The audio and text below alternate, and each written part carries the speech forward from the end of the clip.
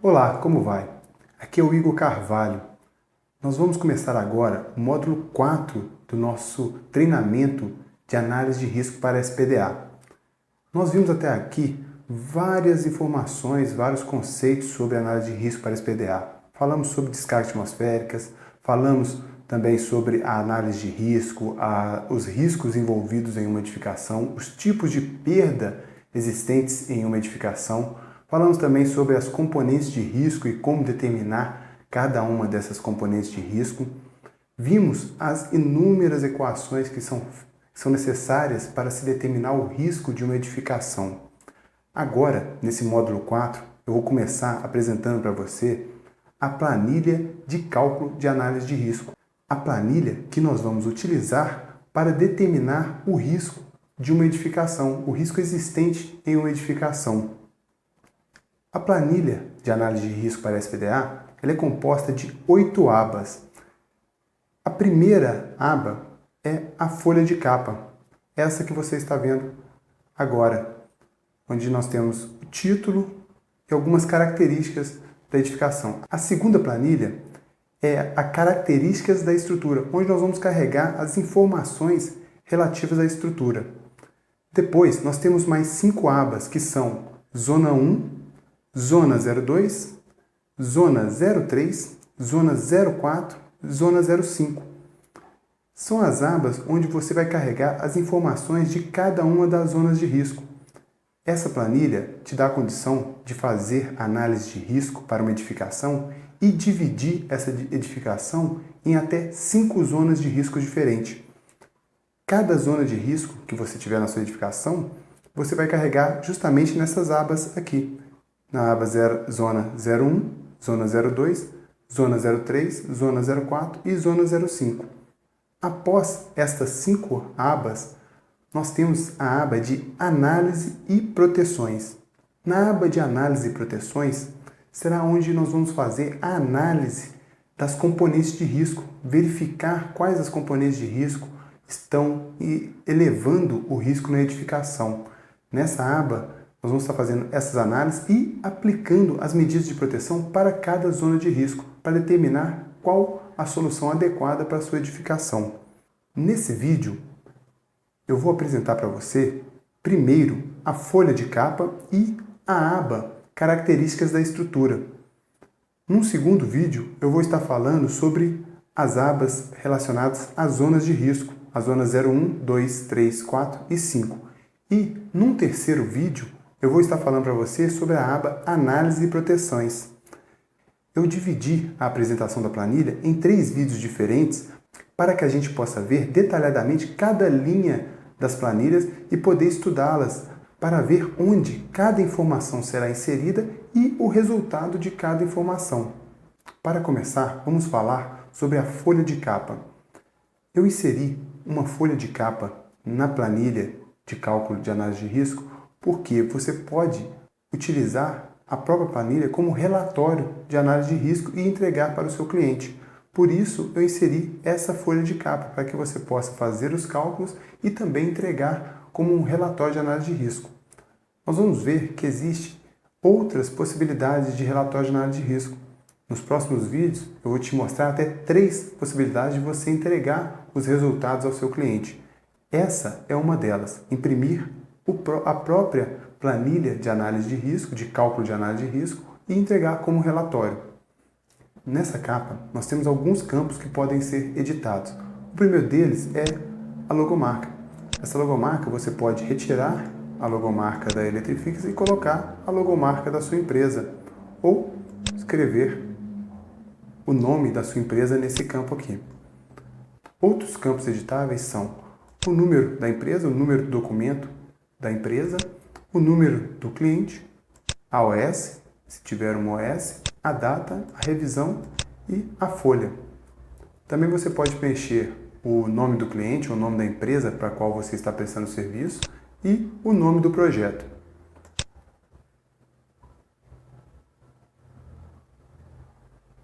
Mais abaixo, nós temos alguns outros campos editáveis.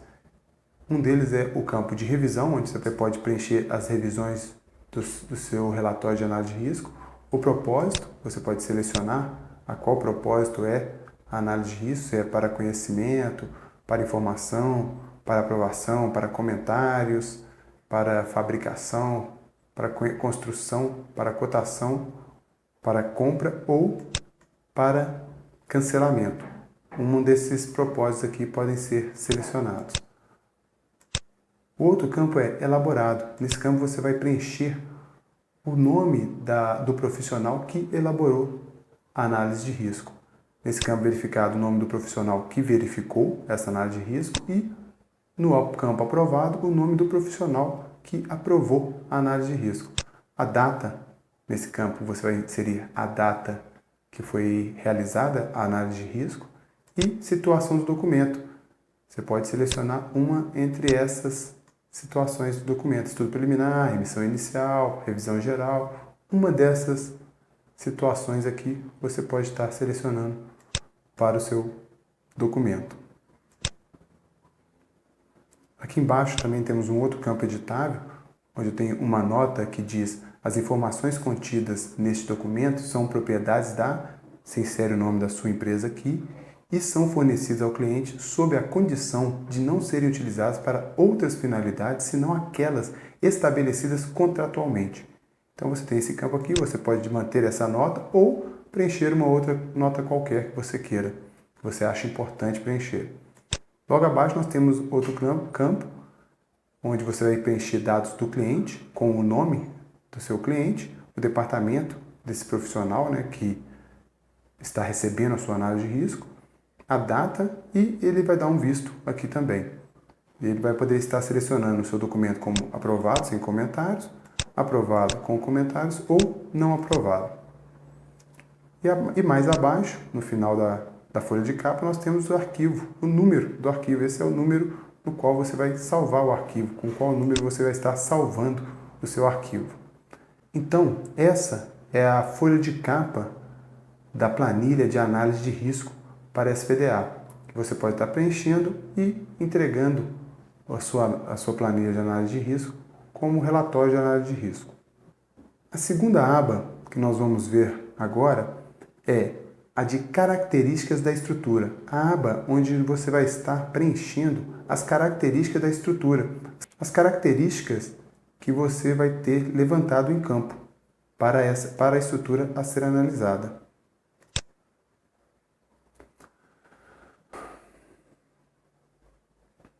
Essa é a aba de características da estrutura. Nessa aba que nós vamos preencher as características da estrutura, os dados que você levantou em campo da estrutura a ser analisada.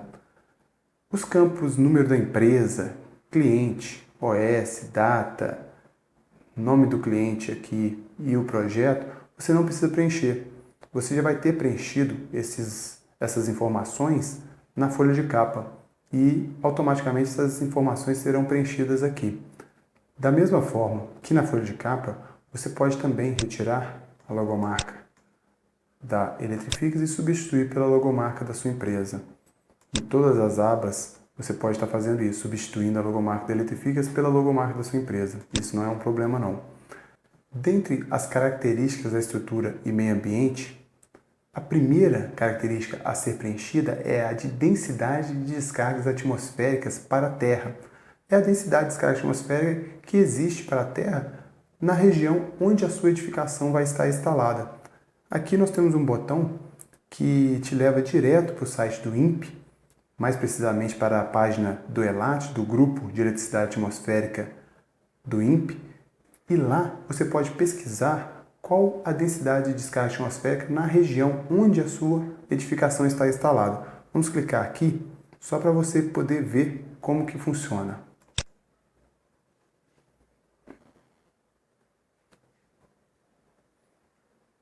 Bem, esta é a página do ELAT. Você pode ver aqui, INPE, do lado direito você tem aqui o Grupo de Eletricidade Atmosférica, que é o ELAT, e aqui você tem a densidade de descargas atmosféricas para a Terra, o nosso NG.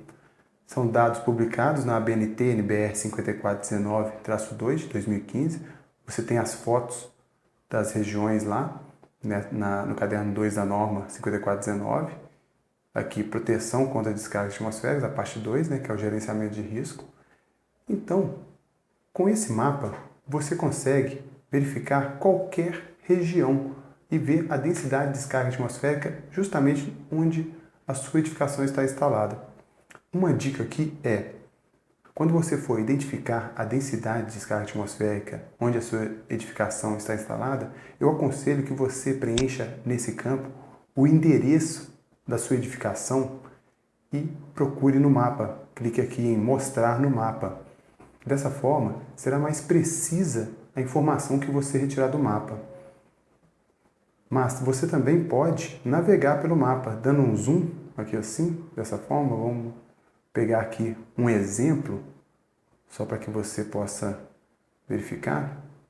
Nesse caso aqui, vamos pegar uma região qualquer. Por exemplo, Paraíso do Tocantins, em Tocantins. Se a gente clicar aqui em cima, já aparece a informação. Se a sua edificação estiver instalada em Paraíso do Tocantins, nessa região, o NG para a sua edificação vai ser de 13,5. Mas, como eu disse, eu acho importante você lançar o endereço e mandar procurar no mapa. Por quê? Ao clicar aqui em cima em Paraíso do Tocantins, me deu essa informação. Se eu clicar mais ao lado, muda um pouco o seu NG, de 13,8. Se por acaso eu pegar aqui em Chapada de Areia, clicar, a diferença deu 12,2, bem diferente de Paraíso do Tocantins. Então, ao clicar no mapa, dependendo da região que você clicar, você pode ter valores diferentes. Fica mais preciso lançar o endereço nessa aba aqui em cima e mandar mostrar no mapa. Fica uma coisa bem mais precisa. E você evita erros na hora de preencher essa informação na sua planilha. Estando de posse desse valor, do NG, você volta à planilha de análise de risco. Vamos voltar para a planilha. Clica aqui. E preenche o valor nesse campo. NG, por exemplo, lá o 12,8, por exemplo. Está aqui, esse valor. Esse valor a planilha vai utilizar para fazer os cálculos de análise de risco. Uma coisa aqui, já vou te falar de cara, é todos os campos em amarelo são campos destinados a preenchimento de alguma informação. Você pode ver que tem campos na planilha, como esse aqui embaixo, por exemplo, que não está de amarelo. Esses outros três aqui estão em amarelo, então são campos onde você tem condições de preencher alguma informação. Os outros campos que não estão em amarelo, você não preenche informação nenhuma. Agora, esses campos também podem mudar. Vamos pegar um exemplo aqui, ó, em dimensões da estrutura. Quando eu tenho aqui selecionado estudo com formato prismático simples, quadrado ou retângulo, eu tenho esses campos habilitados, que é de comprimento, largura e altura. Para eu preencher o comprimento, a largura e a altura da minha edificação. Se a minha edificação não possui um formato prismático simples, um quadrado ou um retângulo, eu posso fazer a seleção de estudo com formas complexas. Veja que esses campos que estavam em amarelo já não estão mais. Você tem esse campo aqui embaixo, em amarelo. Esse campo é onde você vai preencher a área para a sua edificação, essa edificação complexa. E também tem uma observação aqui. Caso a obra possua formas complexas, informe aqui o valor da área de exposição conforme o anexo A, item A.2.1 da norma ABNT-NBR 5419-2 de 2015. Se a sua edificação possui um formato prismático simples, você vai preencher comprimento, largura e altura. Caso contrário, se ela for de forma complexa, você tem que calcular a área conforme o anexo A da norma e preencher aqui o valor dessa área. Então, essas são as duas opções que você tem para inserir a área da sua edificação. Outra informação a ser preenchida nas características da estrutura e meio ambiente é o fator de localização da estrutura. Aqui, ao selecionar aqui ao lado, você tem essas opções. Estrutura cercada por objetos mais altos, estrutura cercada por objetos da mesma altura ou mais baixos, estrutura isolada, nenhum outro objeto nas vizinhanças, estrutura isolada no topo de uma colina ou monte.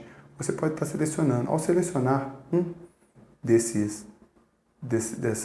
uma dessas opções, o seu valor, o seu CD, que é o fator de localização da estrutura, vai ser alterado.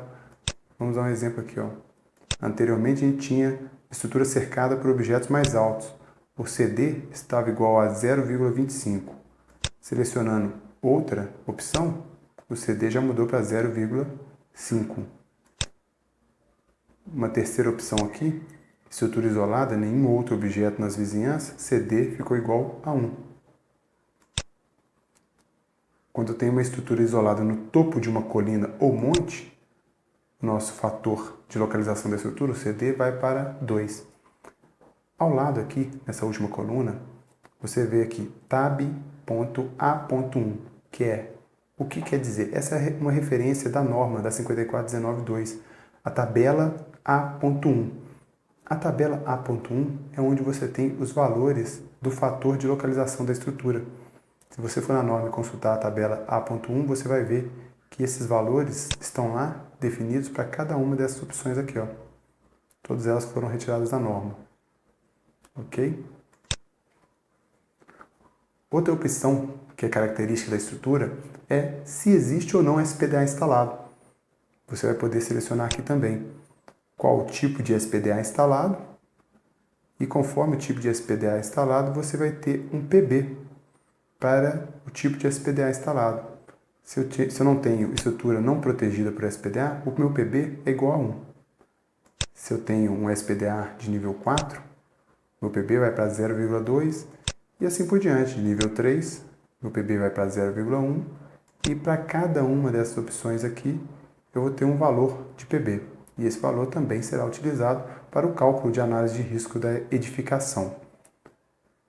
Da mesma forma que o CD, se você for na tabela B.2 da ABNT NBR 5419 caderno 2, você vai encontrar os valores para PB. Ainda nas características da estrutura, nós temos mais outros campos aqui embaixo a serem preenchidos. O próximo deles é a linha. Nessa planilha de cálculo, você tem a opção de preencher duas linhas diferentes, linha 01 ou linha 02. Você tem condições de inserir até dois tipos de linha.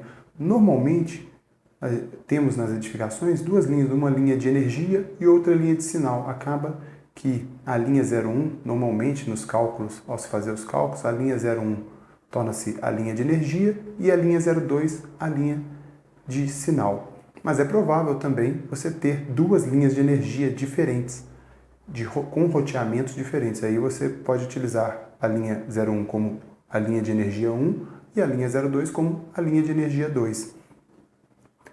Se você tem uma estrutura com duas linhas diferentes, com roteamentos diferentes, você tem que fazer o cálculo para cada uma dessas linhas. Por isso que a tabela, essa planilha de cálculo, possui espaço para duas linhas.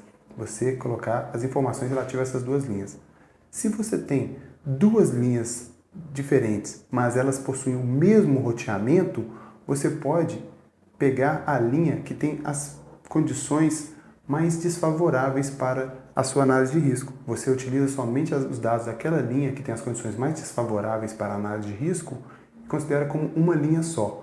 Caso contrário, se tem duas linhas com roteamentos diferentes, você vai utilizar uma para preencher no campo linha 1 e a outra vai preencher no campo linha 2. A primeira informação relacionada à linha é se a edificação possui esta linha. Se sim, você vai selecionar, tem linha de potência ou sinal conectado à estrutura, ou não, sem linha de potência ou sinal conectado à estrutura. Você pode ver que quando você possui linha, esse campo fica amarelo, porque é onde você vai informar o comprimento da linha. Se caso você não tem a linha, esse campo fica escuro. Você não precisa de informar o comprimento da linha. Logo abaixo aqui no comprimento da linha também tem uma informação aqui. Informe o comprimento da linha em metros. Quando não souber, o comprimento da linha é igual a 1000. Se eu tenho uma linha, seja ela de energia, e não sei o comprimento dessa linha, a norma indica que você preenche o valor como 1000 metros, que essa linha tenha 1000 metros de distância. Outra informação a ser preenchida pela linha é fator de instalação. Se a linha é aéreo, enterrado ou cabos enterrados instalados completamente dentro de uma malha de aterramento, conforme a ABNT-NBR 5419, caderno 4, item 5.2. Se tem dúvida com relação a essa informação, consulte no item 5.2 do caderno 4, que você vai entender direitinho o que significa isso. Mas você pode estar selecionando uma dessas 3 opções para o fator de instalação, que é o fator CI. Selecionando aéreo, o CI é igual a 1. Se eu selecionar enterrado, o CI é igual a 0,5. Mais uma informação relacionada à linha é fator tipo da linha. Se ela é uma linha de baixa tensão ou sinal, ou se ela é uma linha de alta tensão, com transformador de alta para baixa tensão instalado. Conforme a seleção que eu faço, o CT, que é o fator de tipo de linha, vai modificar aqui também. Mais um fator é o fator ambiental. Se a linha está numa região rural, suburbano, urbano ou urbano com edifícios mais altos que 20 metros. Essa situação seria o caso de uma região muito central, onde você tem várias edificações, vários edifícios acima de 20 metros. Conforme que você seleciona, você vai ter um valor diferente para CE, que é o fator ambiental. Blindagem da linha, se ela possui ou não uma blindagem, qual o tipo de blindagem, se ela está interligada ao mesmo barramento, qual a resistência em ohms por quilômetro dessa linha, desse cabo que está instalado, você vai estar selecionando aqui. Logo aqui embaixo, tem essas 3 setinhas aqui, onde eu tenho algumas observações relacionadas à blindagem da linha. O primeiro aqui é, em áreas suburbanas/urbanas, uma linha de energia em baixa tensão utiliza tipicamente cabos não blindados enterrados, enquanto que uma linha de sinal utiliza cabos blindados enterrados, com um mínimo de 20 condutores, uma resistência de blindagem de 0,5 ohms por quilômetro, diâmetros do fio de cobre de 0,6 milímetros. Essa informação foi retirada da norma. Nós temos essa informação dentro da norma. Caso você não tenha exatamente qual a blindagem, você pode estar utilizando essa condição para estar classificando a blindagem da sua linha. Outra informação é, em áreas rurais, uma linha de energia em baixa tensão utiliza cabos aéreos não blindados, enquanto que as linhas de sinal utilizam cabos não blindados aéreos, diâmetro do fio de cobre de 1 milímetro. Uma terceira informação é, uma linha de energia de alta tensão enterrada utiliza tipicamente um cabo blindado com uma resistência da blindagem da ordem de 1 ohm por quilômetro a 5 ohms por quilômetro. Essas 3 informações que temos aqui podem ser utilizadas para definir a blindagem da sua linha e você determinar qual dessas opções você vai estar utilizando para a blindagem da sua linha. Outra informação a ser preenchida é blindagem, aterramento e isolação. Você tem aqui algumas opções também, se a linha é aérea não blindada indefinida, linha enterrada não blindada também indefinida, linha de energia com neutro multiaterrado, linha enterrada blindada, energia ou sinal, blindagem não interligada. Também você pode escolher linha enterrada blindada, energia ou sinal, blindagem interligada e assim por diante. Você tem várias informações que você pode preencher relacionadas à linha. Cada uma dessas informações vai te dar fatores diferentes, valores para os fatores de instalação diferentes aqui. E esses fatores serão utilizados para o cálculo da análise de risco. Continuando na linha 1, temos que identificar também a existência de estrutura adjacente, se existe ou não. Se existe uma estrutura adjacente, temos que pegar as dimensões dessa estrutura e preencher nesse quadro aqui, na parte amarela. Vamos supor que eu tenho uma edificação de 10 por 10 por 10 de altura. Veja que ao preencher essa informação, esse campo já passou a informar, contém estrutura adjacente à linha. Se eu manter aqui como 0, 0 e 0, esse campo aqui muda para nenhuma estrutura adjacente. Se você tem uma estrutura, é só preencher os dados dela aqui, as dimensões dela. Se não tem, deixe em 0, que aí não vai ser considerado os cálculos da estrutura adjacente. Tendo essa estrutura, nós temos que preencher também o fator de localização da estrutura. É simples aqui também, é só selecionar qual o fator, um desses 4 fatores, estrutura cercada por objetos mais altos, cercada por objetos da mesma altura ou mais baixos, estrutura isolada no topo de uma colina ou monte. Então, você vai ter que identificar o fator de localização dessa estrutura também. E cada uma dessas opções vai te dar um valor, um CDJ, que é o fator de localização da estrutura adjacente, vai ter um valor diferente aqui. Identificar também tensão suportável do sistema interno dessa estrutura, qual o nível dessa tensão. Aqui embaixo você vai ter alguns parâmetros resultantes, devido às escolhas que você fizer aqui. Você vai ter um KS4 ou um PLD para cada um desses fatores que vão ser calculados, esses fatores são calculados. E o tipo de linha. Por que o tipo de linha? De energia ou sinal. Eu te disse que existem 2 campos a serem preenchidos aqui de linha 1 e linha 2. Se essa linha sua, primeira linha, é linha de energia, você vai sinalizar ela como linha de energia, que você vai ter um fator PLI para a linha de energia, ou linha de sinal. Você vai ter um outro fator PLI para a linha de sinal. Você vai ter, então, na linha 1, energia ou sinal, e na linha 2 também energia ou sinal. Para o preenchimento da linha 2, dando continuidade, são as mesmas informações que nós vimos relacionadas à linha 1. Os mesmos campos a serem preenchidos, todos eles os mesmos parâmetros de entrada, se possui linha, comprimento, fator de instalação e assim por diante. Você vai ter que preencher todos eles e também identificar a estrutura, se existe uma estrutura adjacente para essa linha. E aqui embaixo, você não pode esquecer de identificar se essa linha é linha de energia ou uma linha de sinal. Uma dessas 2 opções aqui.